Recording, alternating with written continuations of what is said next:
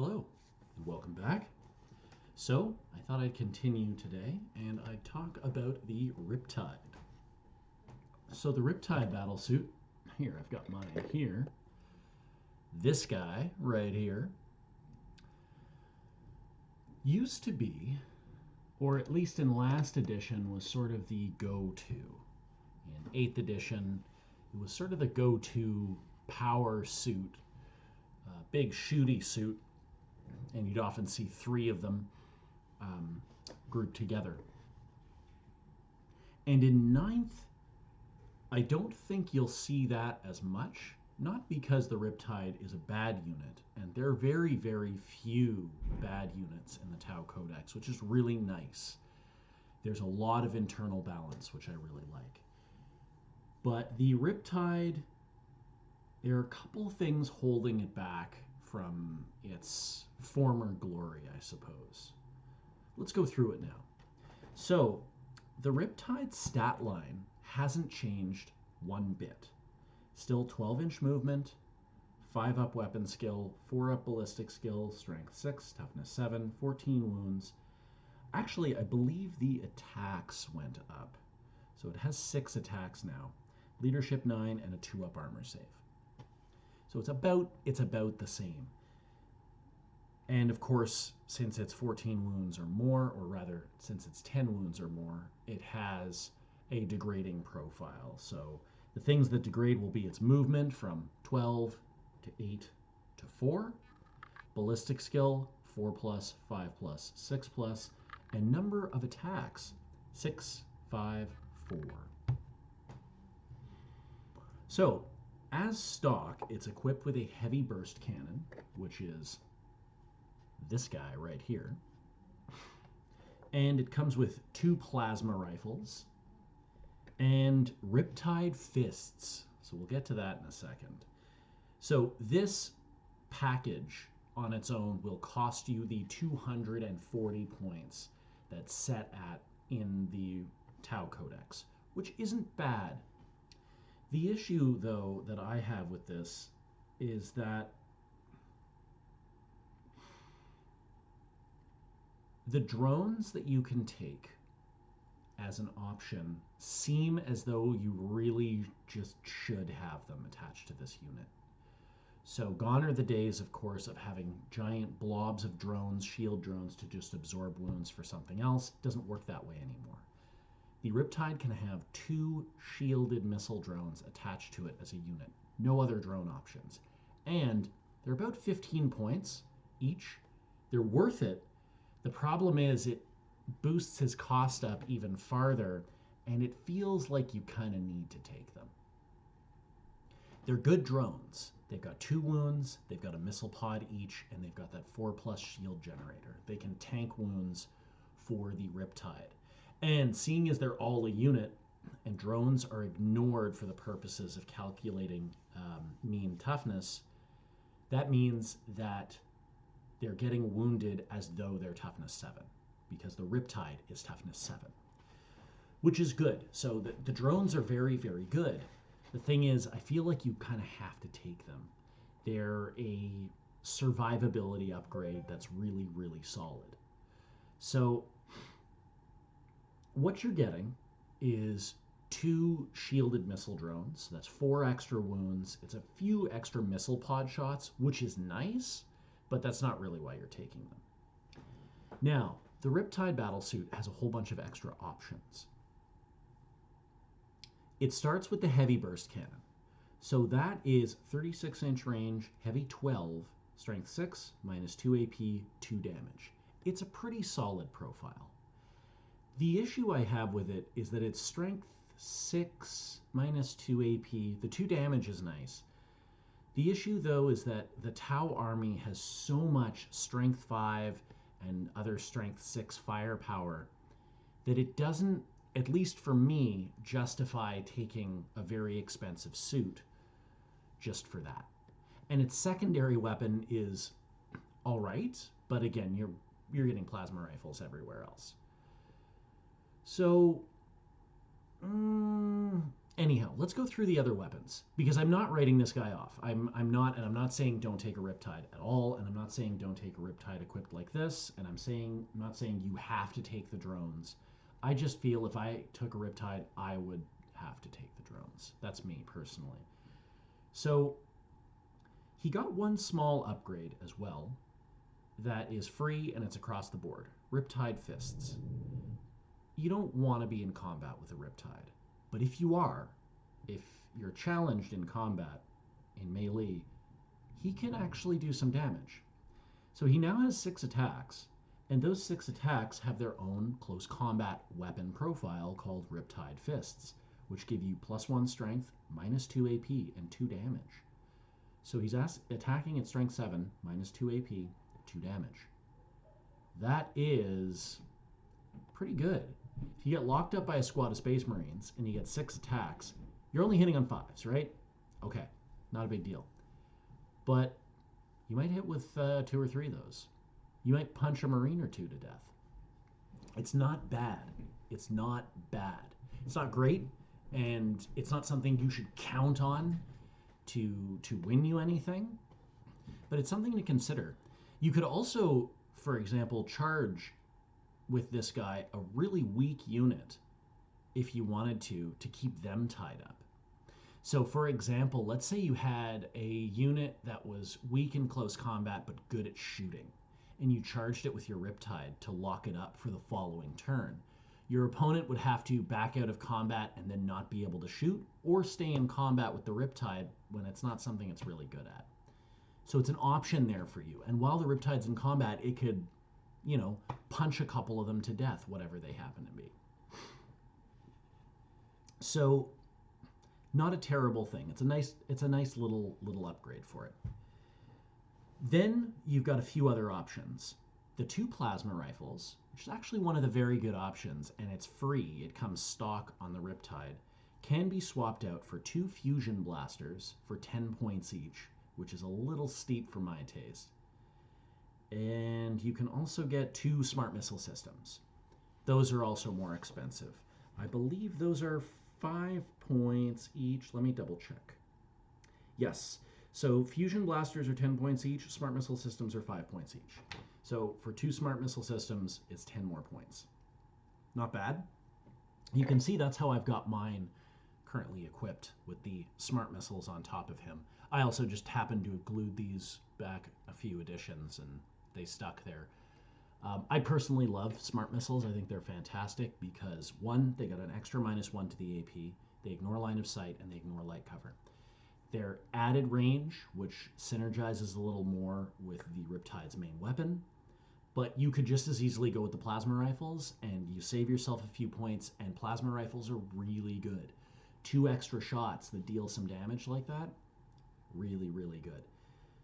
So I'd say avoid the fusion blasters, honestly. You don't necessarily want to be that close with your Riptide, and you don't want to necessarily be paying those extra points. I would avoid the fusion blasters on the Riptide. So, what else do you get with this guy? You get a primary weapon, you get a secondary weapon.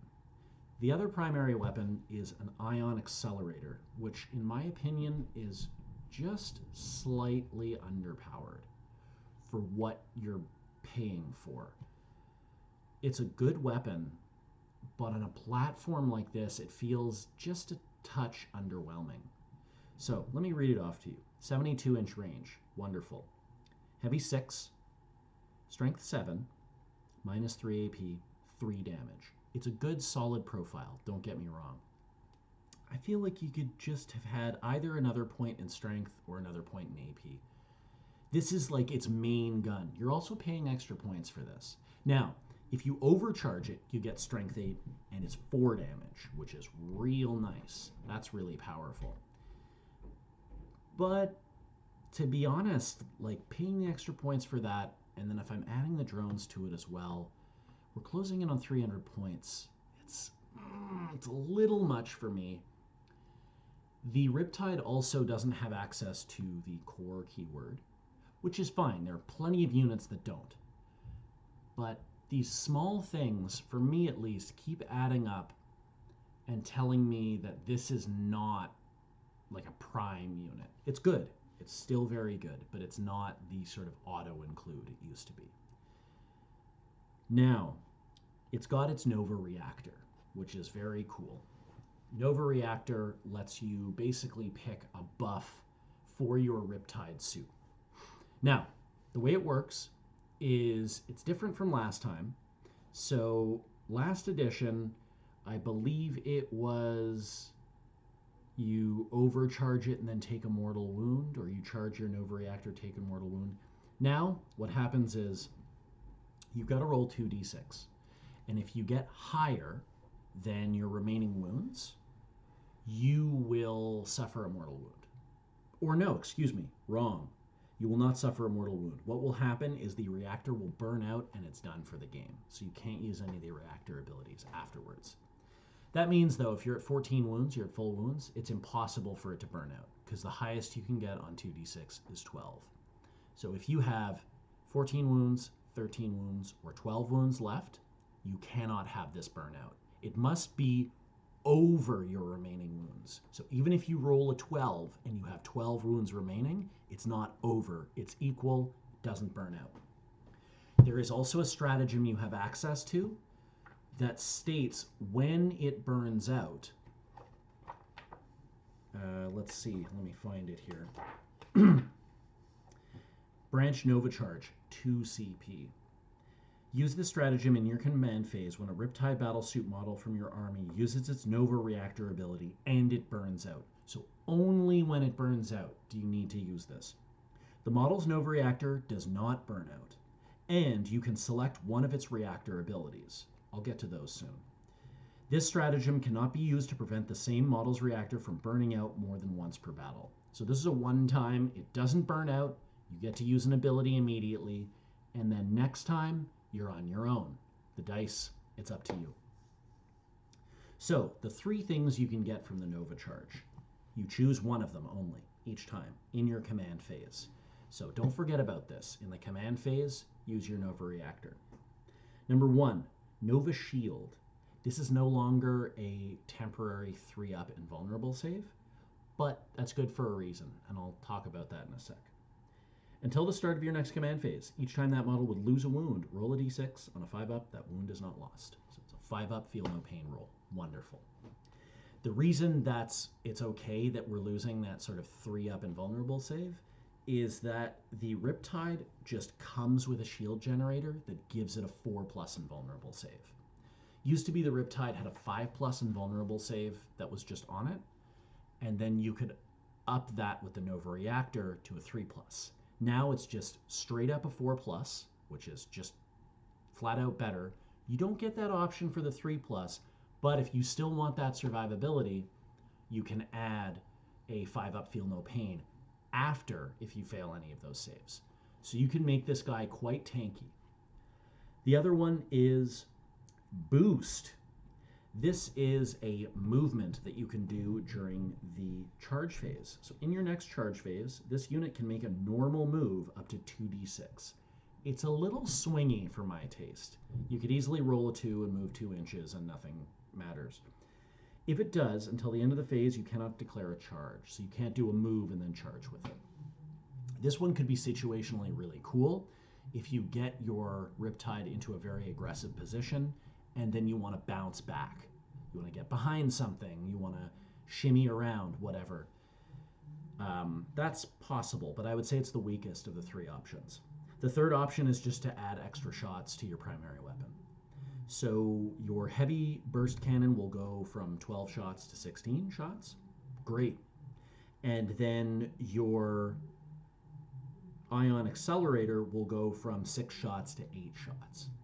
It's a nice little improvement, but I see the heavy burst cannon one being a little better. It's just more shots for a decent profile. The ion accelerator is not bad but 2 extra shots.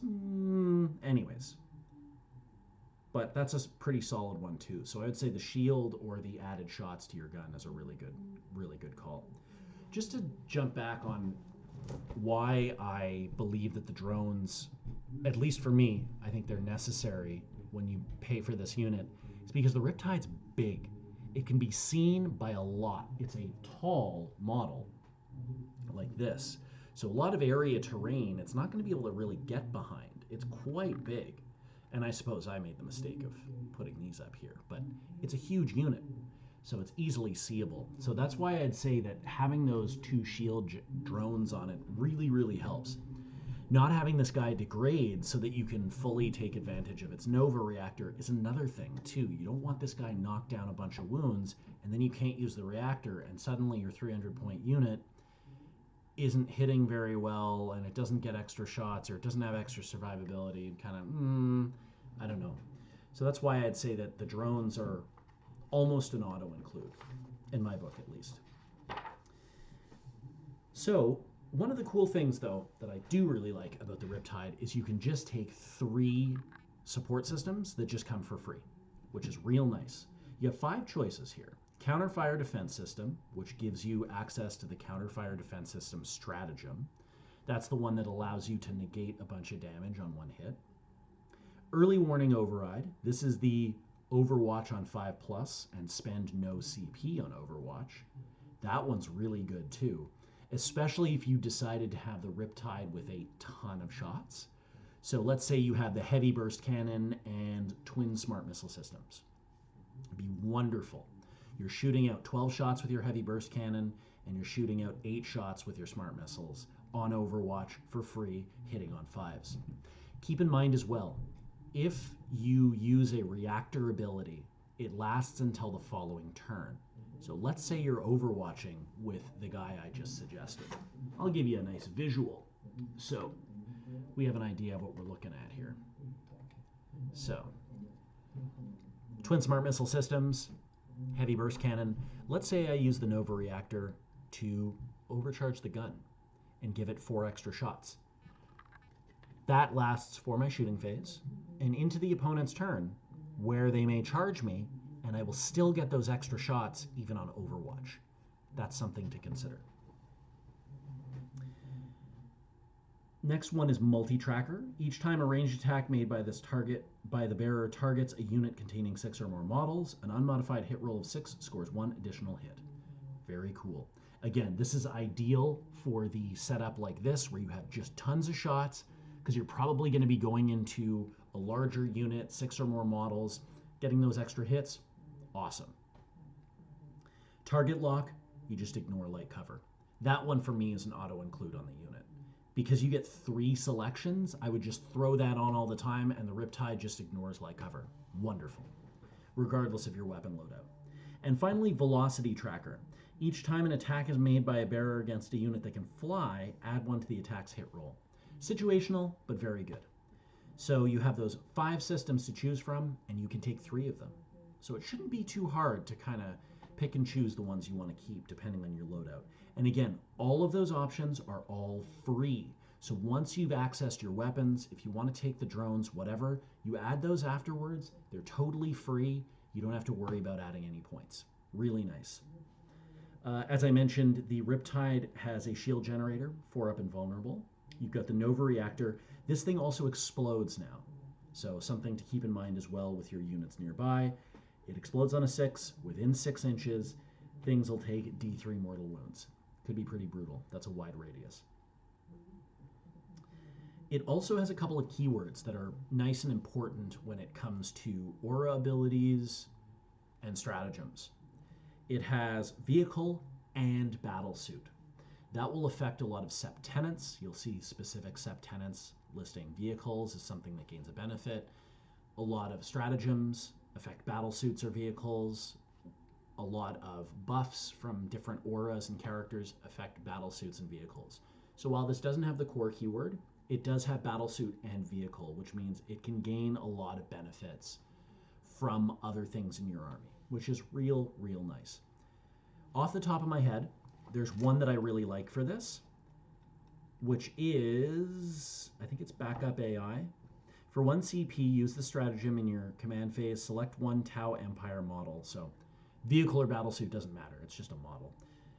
Until the start of your next command phase, that model is considered to have full wounds remaining for the purposes of determining what characteristics on its profile to use. That's really cool. That means that you'll be shooting at full ballistic skill, you'll get your full attacks, full movement, everything like that. The way this is worded, I'm not sure whether you could deal with your Nova Reactor with this. It says, until the start of the next command phase, that model is considered to have its full wounds remaining for the purposes of determining what characteristics on its profile to use. So, it's considered to have full wounds when considering the wounds on its profile. That's the way I read it anyhow. Nothing specifies otherwise, so that means when you roll for your Nova Reactor, if you've got 6 wounds remaining, but you count as having 14, you cannot have your reactor burn out. At least that's the way I see it. There are plenty of other stratagems that can help here. You've got a fail-safe detonator. If this thing ever dies, you can make it auto-explode and deal wounds to things around it, as it's a battlesuit. And you've got a few others that, repulsor impact field specifies a battlesuit as well. You've got strike and fade, which is for a Tau Empire jetpack unit, which this also has, the jetpack. Cool thing about this guy is he can fly as well. He's a huge flying robot. So all in all, quite good. Very, very good. Auto-include, not as it used to be, but still really a solid unit. I think the main guns are just a touch underwhelming, and I think that's only because a lot of other guns in the Codex got an upgrade. And these two weapons didn't really. I think their AP each went up by 1, but also we lost the ability to take advanced targeting system, which gave a -1 AP to certain things.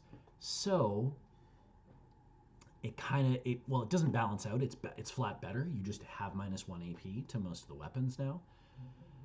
But I feel like they're just a touch underwhelming. If there was one little tweak to each of the weapons, so for example, the heavy burst cannon, I would say make it strength 7. And the cyclic or the ion accelerator, I'd make it strength 8 and then strength 9 on the overcharge. That would make it a real true auto-include heavy hitter. As it stands, the guns are still good. You can give it some solid secondary weapons that can be free or pretty cheap. You get access to a lot of secondary support systems that are all free. The 2 drones, I would say you kind of have to pay the 30 points to get both of them. But you get an extra couple of missile shots, and it's serious added survivability for a very large targetable model. The Nova Reactor is pretty solid, and you have ways of making it just happen no matter what. And the Riptide also has access to a whole bunch of keywords. Also, I forgot to mention, it is now in the heavy support slot. So it's not competing with crisis suits, stealth suits, ghost keels, anything else that's in the elite slot. It's not competing. But that means it's competing with broadsides, which are ridiculously good. It's competing with skyrays, it's competing with hammerheads, and it's competing with... I think that's it, actually. There are only 4 heavy support slots. But I would say if you've got a Riptide and you have an idea of how you want to set it up, you can make a pretty solid unit. Anyhow, thanks for watching.